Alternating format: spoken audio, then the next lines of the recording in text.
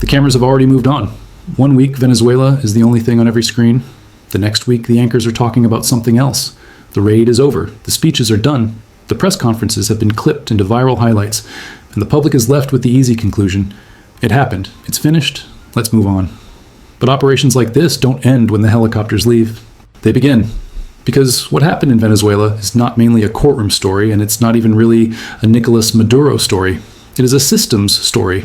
A story about oil, not as fuel, but as leverage, and a story about the US dollar, how it became the backbone of the modern world, and what happens when that backbone starts to crack.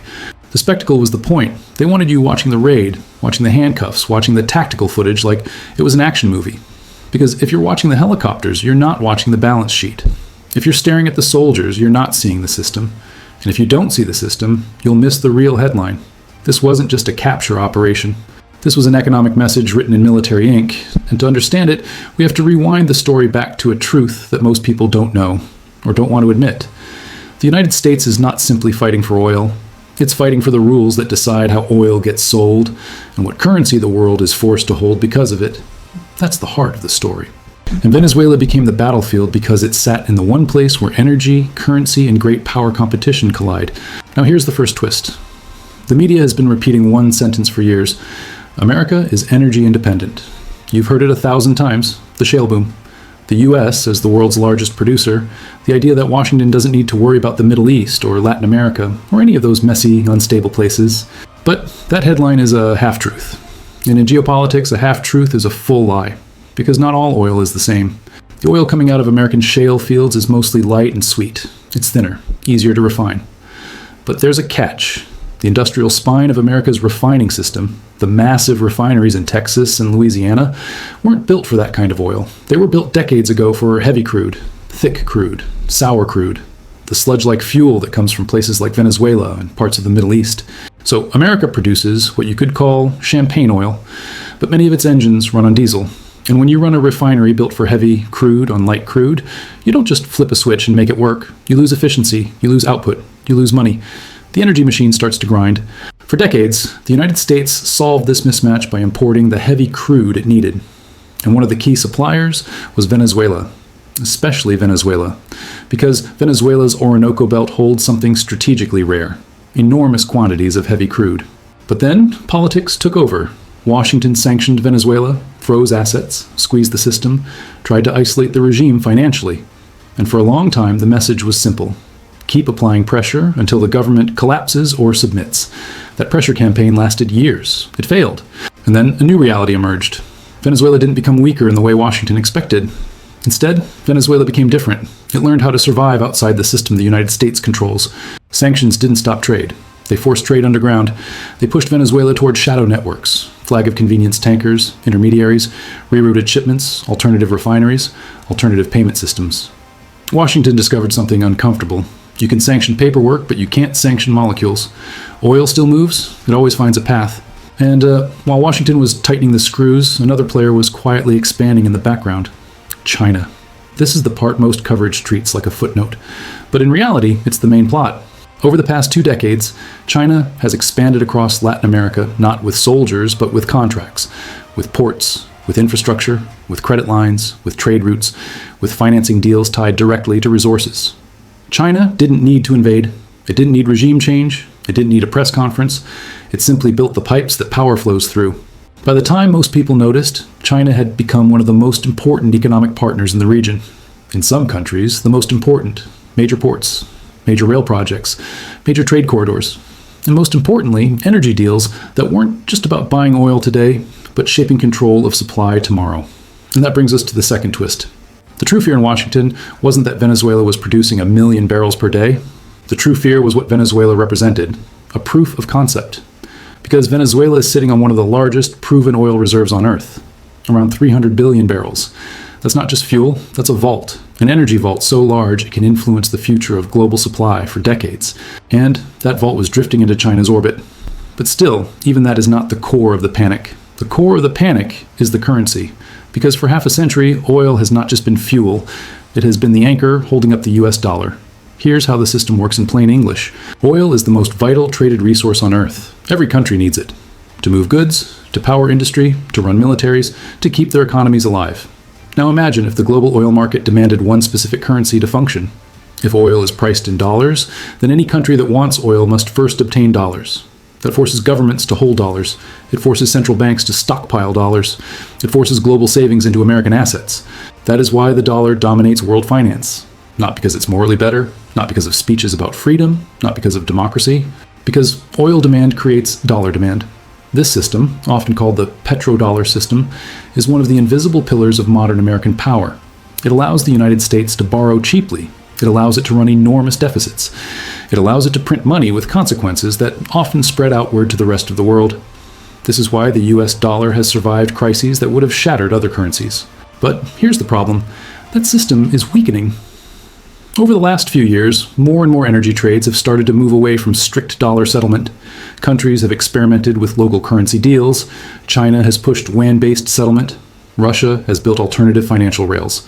Regional blocs have started building new payment systems designed specifically to bypass dollar-based clearing.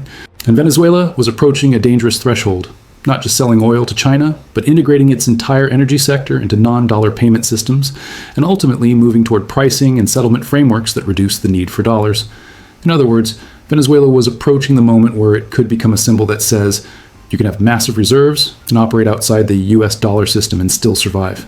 That's not just a financial change. That's a political contagion. Because once one major resource holder proves it can break away, other countries begin thinking, why not us? And that is what makes this story bigger than Venezuela. The United States doesn't just control military power, it controls global finance infrastructure. The dollar-based system is not simply a currency, it's a network of influence, a network of rules, a network of access. If Venezuela and China were preparing to rewire that network, the threat wasn't Maduro's speeches, the threat was precedent. The threat was proof. So Washington faced a choice: negotiate and accept a shifting world where power is shared, or use what it still has in abundance, military force. And it chose force. From the outside, the operation looked clean, fast, clinical, almost unreal. Special forces, extraction, no American casualties. The kind of event that looks like a Hollywood script. But history has taught us something that the television coverage rarely says out loud: you can win every tactical battle and still lose the war. Because the raid is not the hard part. The hard part is what comes next.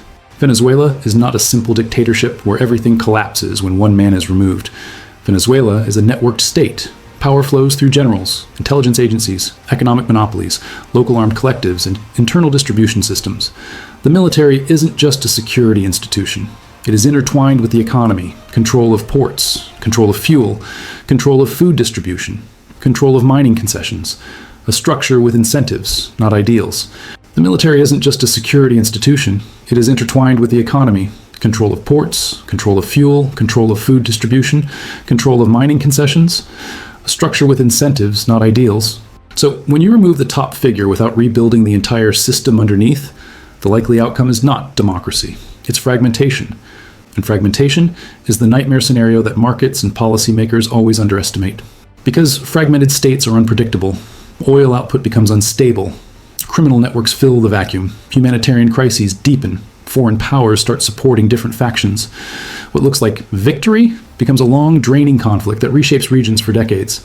Now zoom out again, because the largest consequences aren't only inside Venezuela, they are global.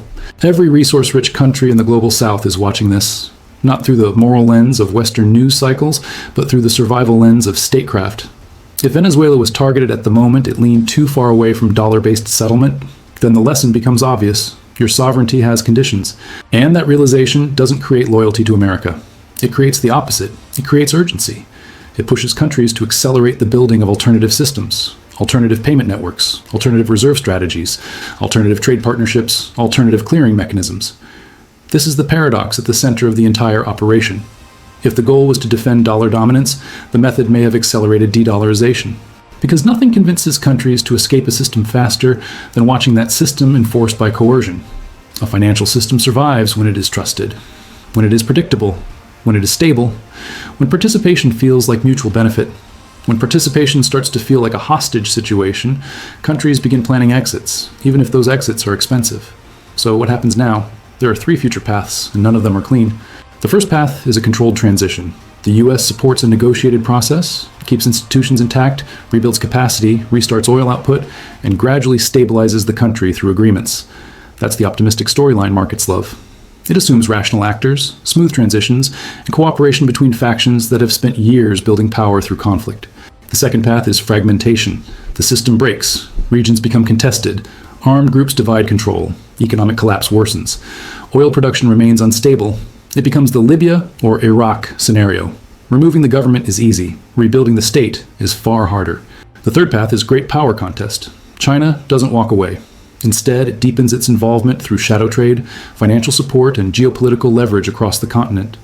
Venezuela becomes a long-term battleground, not necessarily of armies, but of supply chains, ports, contracts, and payment networks. Any of these paths could define the next decade. And here's the question that never gets asked loudly enough in Washington. What if this doesn't work?